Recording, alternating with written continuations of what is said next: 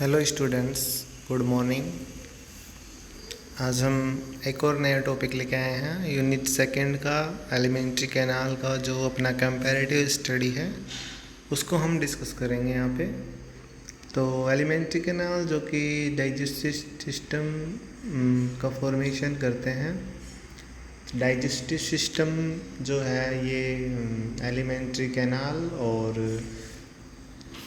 इससे जुड़ी हुई जो ग्लैंड्स हैं उनसे मिलके जो सिस्टम बनता है उसको हम डाइजेस्टिव सिस्टम बोलते हैं, जो कि किसी भी जंतु में उसके भोजन के पाचन से लेके और उसके निष्कासन एग्जिट तक अनडाइजेस्टेड फूड जो है उसके निष्कासन के लिए जो सिस्टम होता है वो डाइजेस्टिव सिस्टम होता है। तो यहाँ पर एलिमेंट्री कैनाल होती है और कुछ एक्सेसरी ग्लैंड्स होती हैं जो कि डाइजेशन में हेल्प करती हैं। तो हम इसमें जो हमारे जो मेन 5 क्लासेस हैं उनकी कंपैरेटिव स्टडी को यहाँ पे देखेंगे।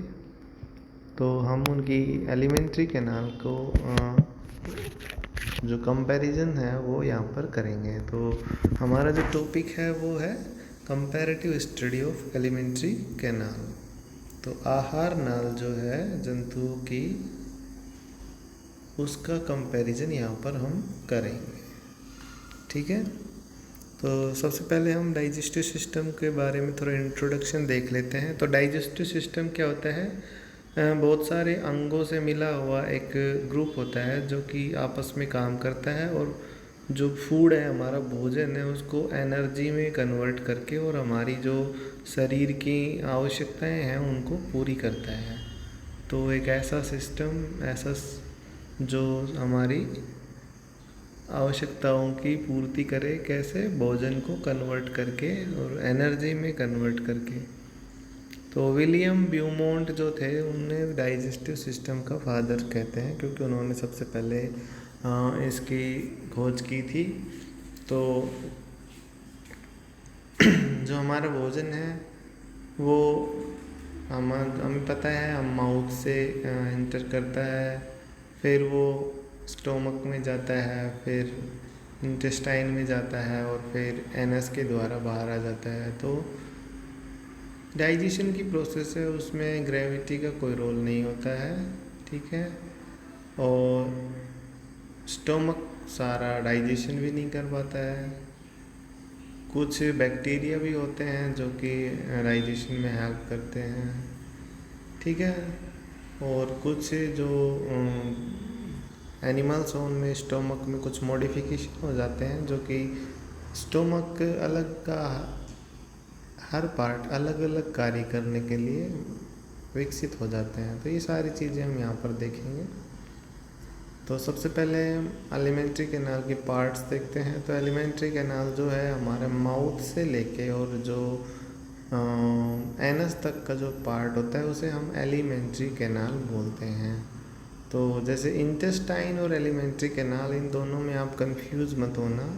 इंटेस्टाइन जो है ये एलिमेंट्री कैनाल का पार्ट है, ठीक है, मिडिल पार्ट होता है। जबकि एलिमेंट्री कैनाल तो माउथ से लेके और एनस तक जो होती है उसको कंप्लीट को हम एलिमेंट्री कैनाल बोलेंगे। तो एलिमेंट्री कैनाल में सबसे पहले माउथ आता है। माउथ जो है जिसको ओरल कैविटी भी हम बोलते हैं, जो कि इसमें कि टीथ, टंग और सैलिवरी ग्लैंड्स यहाँ पर पाई जाती है। तो टीथ्स जो है जो कि भोजन को कटिंग और ग्राइंडिंग करने के काम आते हैं। टंग जो है निगलने के काम आती है। सैलिवरी ग्लैंड जो है वो फूड को मॉइस्चर करती हैं सलाइवा सिक्रीट करके। तो ये माउथ में कार्य होते हैं। फिर फेरिंग्स जो होता है, फेरिंग्स जो कि जो हमने अभी माउथ में जो सलाइवा से जो मिक्स बोलस होता है उसको कहाँ तक, स्टोमक तक जो ले जाती हैं। तो फेरिंग्स जो है वो ईसोफेगस से जोड़ता है, किसको? बकल कैविटी को। ईसोफेगस एक नली होती है जो कि नीचे स्टोमक तक जाती है, ठीक है। स्टोमक एक स्टोरेज टैंक होता है जहाँ पर मोस्ट ऑफ द फूड का डाइजेशन वहाँ पर किया जाता है। स्टोमक से जुड़े हुए एक ग्लैंड होती है लीवर, जो कि बाइल सिक्रीट करती है, जो कि लिपिड डाइजेशन में हेल्प करती है। इंटेस्टाइन जो होती है, स्मॉल इंटेस्टाइन, उनमें ये अपना सिक्रेशन करते हैं। गाल ब्लैडर होता है जो कि बाइल को स्टोर करके रखते हैं। लीवर से जुड़ी हुई संरचना होती है, ठीक है। पैनक्रियाज जो है ये डाइजेस्टिव एंजाइम सिक्रीट करते हैं इंटेस्टाइन में, ताकि जो डाइजेशन है वो कंप्लीट किया जा सके। क्लोएका होता है जहाँ पर जो अनडाइजेस्टेड फूड है वो कलेक्ट होता है, ठीक है। और स्मॉल और लार्ज इंटेस्टाइन, इंटेस्टाइन दो पार्ट में डिवाइड होती है, एक तो स्मॉल इंटेस्टाइन, एक लार्ज इंटेस्टाइन। स्मॉल इंटेस्टाइन जो है वो लेंथ में ज़्यादा होती है, सिर्फ उसका डायामीटर कम होता है, जबकि लार्ज इंटेस्टाइन डायामीटर ज़्यादा होने के कारण उसको लार्ज बोलते हैं, जबकि वो साइज़ में छोटी होती है। ये यहाँ पर याद रखने लायक बात है। तो ये सारे एलिमेंट्री कैनाल के पार्ट हैं और इनके ये काम हैं, जो कि आप देख सकते हैं इस टेबल में शो किए गए हैं। पॉज करके देख सकते हैं आप। अब हम कंपैरेटिव स्टडी को स्टार्ट करते हैं। सबसे पहले हम फिशेस की बात करते हैं। तो फिशेस की जो एलिमेंट्री कैनाल है वो बहुत ही सिंपल टाइप की होती है, डायग्राम में हम देख सकते हैं, ठीक है। यहाँ पर ये यहाँ पे इसका माउथ पार्ट हो गया, ठीक है। और ये यहाँ पर पीछे की साइड में एनाल फिन जो होता है वहाँ पर एनाल होती है। एनाल से अनडाइजेस्टेड फूड बॉडी से बाहर आ जाता है। तो ये सिंपल डाइजेस्टिव सिस्टम होता है फिश का, ठीक है। तो यहाँ पर माउथ से फिश भोजन अंदर ग्रहण किया जाता है। इनमें जबड़े नहीं पाए जाते हैं, जबड़े पाए जाते हैं, और गिल्स वहाँ पर उनमें मौजूद होते हैं। तो गिल्स के द्वारा फिल्टर फीडिंग के द्वारा भोजन को ग्रहण किया जाता है। फिर जो फूड है वो फेरिंग्स के थ्रू ईसोफेगस से होते हुए स्टोमक में आ जाएगा। ये यहाँ पर इसका स्टोमक होता है, ठीक है। अब फूड स्टोमक में उसका डाइजेशन क्या होगा, स्टार्ट हो जाएगा। उसके बाद में इंटेस्टाइन में वो, तो स्टोमक में गैस्ट्रिक जूस होता है जिसमें एसिड और एंजाइम होते हैं, वो भोजन का काफ़ी हद तक डाइजेशन कर देते हैं। उसके बाद में फूड जो है इंटेस्टाइन में जाएगा, जहाँ पर कुछ ग्लैंड से कुछ एंजाइम सिक्रेट किए जाएंगे जो कि उस डाइजेशन को कंप्लीट करेंगे, ठीक है। तो स्टोमक और इंटेस्टाइन के बीच में एक वॉल होता है जिसको हम क्या बोलते हैं, पाइलरिक वॉल। तो पाइलरिक वॉल से जो गुजरते हुए भोजन स्टोमक से इंटेस्टाइन में प्रवेश करता है। इस वॉल के जस्ट बाद में लीवर और पैनक्रियाज जो कि ग्लैंड्स होती हैं, हमें पता है लीवर से तो बाइल आता है और पैनक्रियाज से डाइजेस्टिव एंजाइम सिक्रीट किए जाते हैं, जो कि इंटेस्टाइन के पार्ट में डाइजेस्टिव एंजाइम सिक्रीट करते हैं, जिसमें कि पेप्सिन, ट्रिप्सिन होते हैं। ये भोजन का पाचन करते हैं, ठीक है। तो ये सिंपल इनका क्या होता है, ये डाइजेस्टिव सिस्टम होता है। अब इंटेस्टाइन में भोजन शुरुआत में ही, स्टार्टिंग में ही उसका पाचन हो जाता है। यहाँ पर इंटेस्टाइन में स्मॉल इंटेस्टाइन, लार्ज इंटेस्टाइन इनमें नहीं होती है, सिंपल इंटेस्टाइन होती है जहाँ पर भोजन का एब्जॉर्प्शन हो जाता है। क्लोएका में डाइजेस्टेड फूड यहाँ पर कलेक्ट होता है और लास्ट में एनस के द्वारा भोजन को बाहर निकाल दिया जाता है। तो ये सिंपल प्रोसेस यहाँ पर इनमें होती है। अब हम एम्फीबिया को देखते हैं। तो एम्फीबिया का जो डाइजेस्टिव सिस्टम है वो थोड़ा एडवांस होता है। यहाँ पर इसमें माउथ के बाद में ईसोफेगस, फिर लीवर कनेक्ट होता है यहाँ पर स्टोमक के साथ में, गाल ब्लैडर भी होता है इनमें, ठीक है। और फिर स्टोमक है यहाँ पर, स्टोमक के बाद इंटेस्टाइन होता है, फिर रेक्टम होता है और फिर क्लोएका होता है और क्लोएका के बाद में क्लोएकल एपरेचर, एनस भी बोलते हैं इसे। तो एनस के द्वारा भोजन बाहर आ जाता है। ये इसका डाइजेस्टिव सिस्टम होता है, यहाँ से लेके और यहाँ तक। ठीक है, तो इसमें माउथ और ओरल कैविटी होती है, उसमें भोजन एंटर करता है टंग के द्वारा। इनकी जो टंग होती है वो इनके भोजन जो है, जैसे कि छोटे छोटे स्मॉल एनिमल्स होते हैं, उनको कैप्चर करने के लिए वेरी सेंसिटिव होती है। ठीक है, और उस पर कुछ एडेसिव म्यूकस टाइप सिक्रीशन लगा होता है, जिससे कोई भी जो इनका भोजन है, कोई भी स्मॉल माइक्रो ऑर्गेनिज्म है, वो उनकी टंग से चिपक जाते हैं और ये अपनी जीभ को काफ़ी हद तक बाहर निकाल सकते हैं। इनकी जो मस्कुलर टंग होती है बहुत ही ज़्यादा तक बाहर निकल सकती है। इनमें प्रोटेक्टर और रिट्रैक्टर ग्लैंड्स मसल्स इनमें मौजूद होती है। ठीक है, ओरल ग्लैंड्स, इनके माउथ में कुछ ग्लैंड्स होती हैं जो कि ये सिक्रीशन करती हैं। उसके बाद में इसोफेगस होता है, जो कि एक ट्यूब लाइक स्ट्रक्चर होती है, सीलिएटेड होती है। भोजन को कहाँ तक लेके जाएंगे? स्टोमक तक ये लेकर जाते हैं। स्टोमक जो है इनका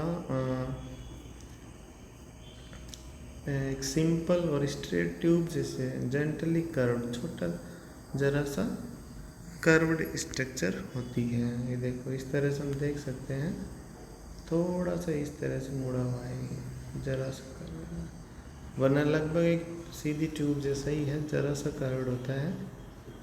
और फिर इंटेस्टाइन देखते हैं, तो इंटेस्टाइन इनकी जो होती है कोइल्ड होती है और शॉर्ट लार्ज इंटेस्टाइन इनकी होती है, लार्ज होती काफ़ी, और क्लोएका में ये ओपन होती है। फिर इस तरह से भोजन का डाइजेशन कैसे होगा? ये भोजन को कैप्चर करेंगे, माउथ में स्टार्ट हो जाएगा सलाइवा से डाइजेशन, उसके बाद में इसोफेगस से होते हुए और फिर स्टोमक में जो डाइजेस्टिव जूस है उसके द्वारा इसका सिक्रीशन होगा। यहाँ पर लीवर और पैनक्रियाज है, उससे जो सिक्रीशन आएगा इंटेस्टाइन में फिर इसका भोजन का डाइजेशन हो जाएगा और उसके बाद में अनडाइजेस्टेड फूड को शरीर से बाहर निकाल दिया जाएगा। तो इनमें पैनक्रियाज भी होता है, लीवर और गाल ब्लैडर भी होता है, और इन एलिमेंट्री कैनाल तो हमने इसकी देख ही ली है। अब हम आते हैं मैमल्स पे। तो मैमल्स का डाइजेस्टिव सिस्टम आपने काफ़ी हद तक पढ़ा हुआ है, बचपन से पढ़ते आ रहे हम।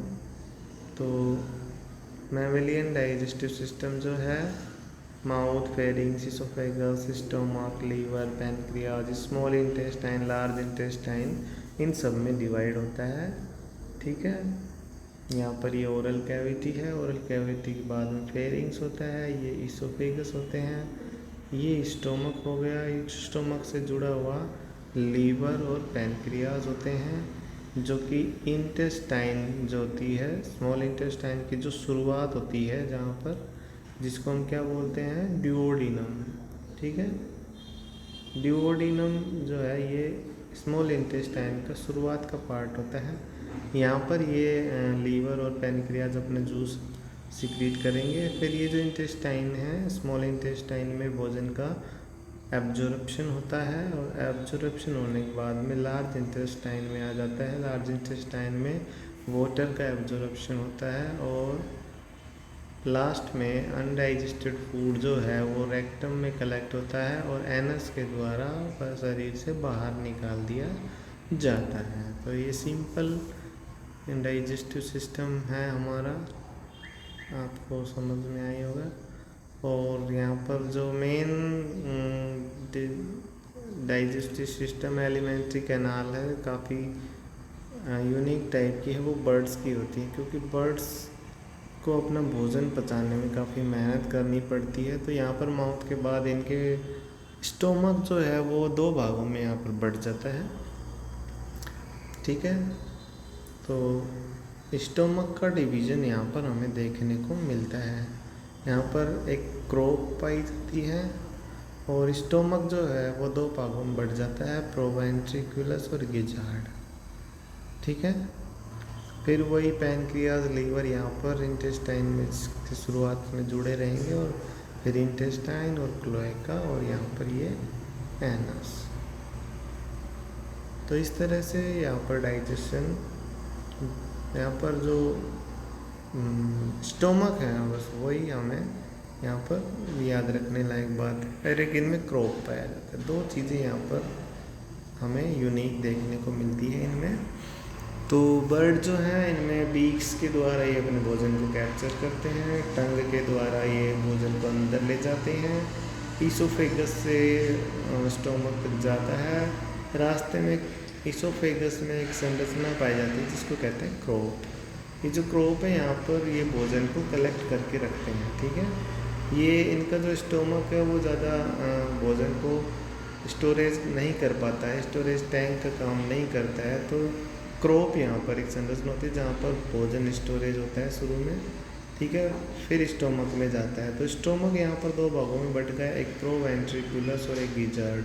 प्रोवेंट्रिकुलस जो है ये आगे का पार्ट होता है और पीछे का पार्ट जो है मस्कुलर पोर्शन जो है ये गिजार्ड होता है। प्रोवेंट्रिकुलस और गिजार्ड ये भोजन को ग्राइंडिंग और मतलब इनमें दांत तो होते नहीं है, हमें पता है पक्षियों में। तो भोजन को छोटे छोटे पार्ट में कैसे डिवाइड किया जाए, तो प्रोवेंट्रिकुलस जो है ये एक कॉइल्ड स्ट्रक्चर होती है जहाँ से भोजन है वो छोटे छोटे लेयर में यहाँ से गुजरता है। और गिजार्ड जो है ये मस्कुलर होता है, यहाँ पर मैस्टिकेटिंग की जाती है, भोजन को छोटे छोटे टुकड़ों में कट किया जाता है। तो यहाँ पर दांतों का काम कौन करता है, स्टोमक यहाँ पर वो काम करता है। ठीक है, उसके बाद आते हैं हम रेप्टाइल्स का देखते हैं। रेप्टाइल्स का जो है हमें पता है रेप्टाइल्स में दांत तो हमें देखने को मिलते ही हैं, टंग भी में पाई जाती है, ओरल ग्लैंड्स यहाँ पर देखने को मिलती है। फेरिंग्स जो है ये इनका काफ़ी इम्पोर्टेंट पार्ट होता है क्योंकि ये अपने माउथ को काफ़ी हद तक ओपन कर सकते हैं। स्टोमक होता है यहाँ पर, इंटेस्टाइन होती है और क्लोएका होता है। तो ये इसके पार्ट हैं रेप्टाइल्स के। सिंपल इनका डाइजेस्टिव सिस्टम होता है। Thank you.